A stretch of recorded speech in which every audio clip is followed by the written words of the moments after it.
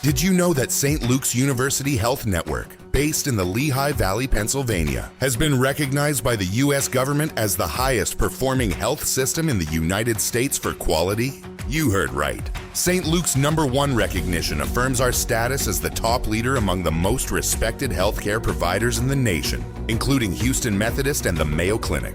To state it simply, if you want to receive the best care when you go to a hospital, come to St. Luke's.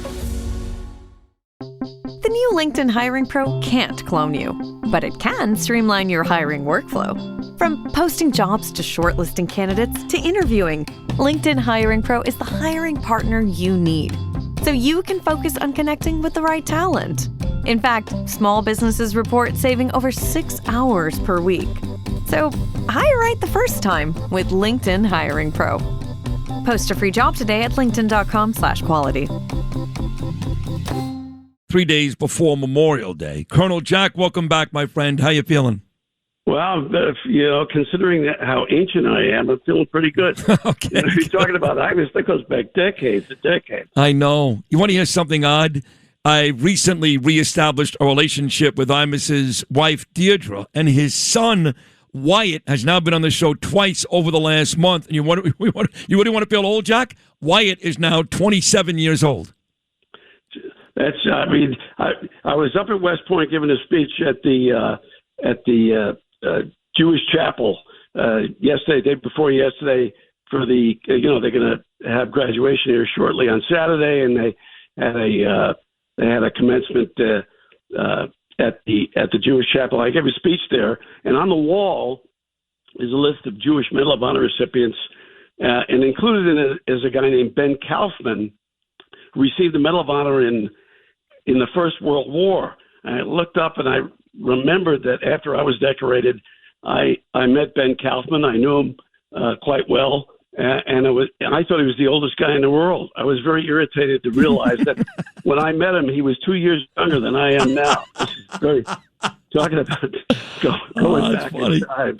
That's funny. I did get a text here from my friend Russ Sullivan. He says, greetings to a true hero from a fellow 193rd Infantry Brigade alum. Colonel Jacobs was a battalion commander when I was a mere platoon leader at Fort Clayton, second and first lieutenant at the same time. My friend Russ Sullivan, who went on to become a big-time Secret Service guy, lives in Virginia. So people love you, Jack, all over the world, and they should, and I love you. And Monday's coming up, and I told you this a couple years ago. I went to Israel 2 years ago for their Memorial Day. They call it Yom HaZikaron. And what they do in Israel, I think you know this already, but they flip the switch at 6 o'clock at night. They switch from Yom HaZikaron, Memorial Day, to Yom HaTzmaut, which is Independence Day. So they go from this very solemn day to this country party, and it's great. But they do that, I think, because they want the opportunity for folks to really pay tribute to the brave IDF soldiers, men and women who have died. So on that day, for example, all people do is they go to Mount Herzl, they go to cemeteries, they sit among family members. There's no barbecues, there's no beer drinking. It is a very solemn day. I remember leaving Jack Jacobs and saying, I wish it was like that in America. I don't think people here really appreciate. Right? It used to be that way. I remember when I was young, it was that way. We had Decoration Day. We remembered the kids who didn't come back. I'm reminded of the fact all the time when I think about Memorial Day. We lost almost 500,000 Americans killed in action during the Second World War. And we forget about their service and sacrifice and those who came afterwards at our great peril. We should never forget that Memorial Day is a solemn day, and we should think about the kids who are out there right now in harm's way, making sure that we have a good time. We don't have to make any contribution to that at all. We're sitting and enjoying it. We can't forget them. So well said and true. And I do think that Americans tend to get caught up in their 3-day weekend in the Hamptons, and they don't even know why they're off on Monday. They have no idea, but they're enjoying themselves when people died to make this work for them. The Old Guard soldiers placed 260,000 flags in Arlington just yesterday for some of these brave souls. And look, right now, Colonel, we're in the middle of a war, right? Iran, we did lose some service members. Thank God not too many, but even one is a terrible loss. So we've got men and women all over the world. Some you read about, some you don't. But some of this Iran conflict puts a lot of our kids in danger. Well, we've got thousands, tens of thousands of troops in the region to protect us and our allies, and they're constantly at risk. And they're in a very bad neighborhood. The Iranians are not going to stop until they've said that they're going to death to America, death to Israel, and they're going to keep doing what they're doing as long as they possibly can. It's going to be extremely difficult to dislodge those guys, and it's long overdue that we do something about them. They've been absolutely awful since 1979. There may be some glimmers of hope. It's possible that there are people inside the Republican guards who will change their mind about who they're going to support inside, but that remains to be seen. But we've got kids out there who are targets all the time, and we got to keep them in mind, especially on this holiday. Even the bases all around those Arab countries now have become, Iran hits them, all of them. So you're right, a lot of those kids are in peril. One more, Jack. You and I have had this conversation so often. You served in Vietnam, and no group of soldiers were treated more poorly when they got home than you guys. It's heartbreaking. I still see guys on the street here in New York living on the street that have signs that say served in Vietnam. And I always ask you the same question, but I'm curious again right before Memorial Day. Do you feel like the country now appreciates you guys? The further you are removed from that war, do you feel like the country appreciates you more, or not really, and quite frankly, they forgot about you?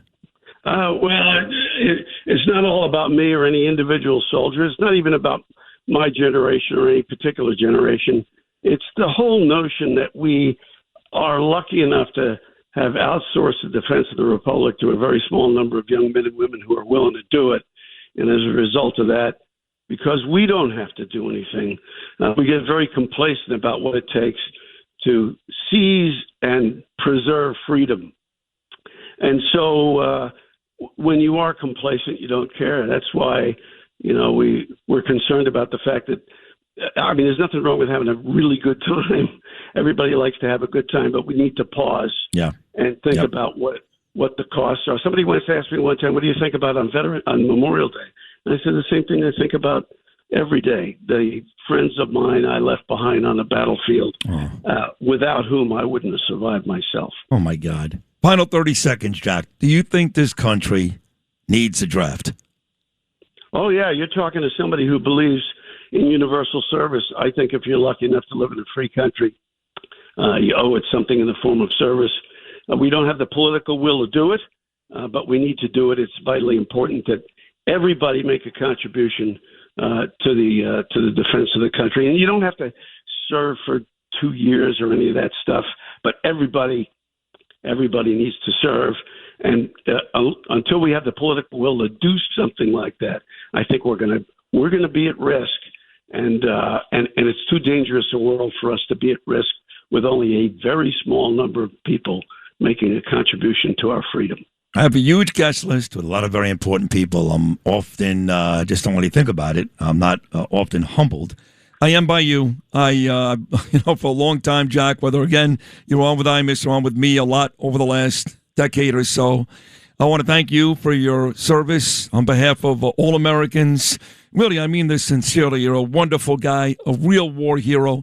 Thank you for everything. We'll be thinking about you, too, not just the people that we lost on Monday, but everybody that is willing to, serve and possibly go through that ultimate sacrifice. So, Colonel Jack Jacobs, we love you. Thank you so much. Love you back. Thanks so much, Sid, for having me on the program. I appreciate it. God bless you. Colonel Jack Jacobs, one of the finest men you'll ever meet. And I've had the opportunity to meet him. And him coming on the show is a big deal. Thanks for listening to Sid and Friends in the Morning. You can hear Sid and Friends in the Morning weekday mornings at 6. If you like the podcast, share it with your friends and listen anytime at WABCRadio.com and download the WABC Radio app. Hit that subscribe button on all major podcast platforms. Plus, follow WABC on social, on Instagram, TikTok, Facebook, and X. See you next time for a new episode, so you never have to wonder. What the heck is going on here?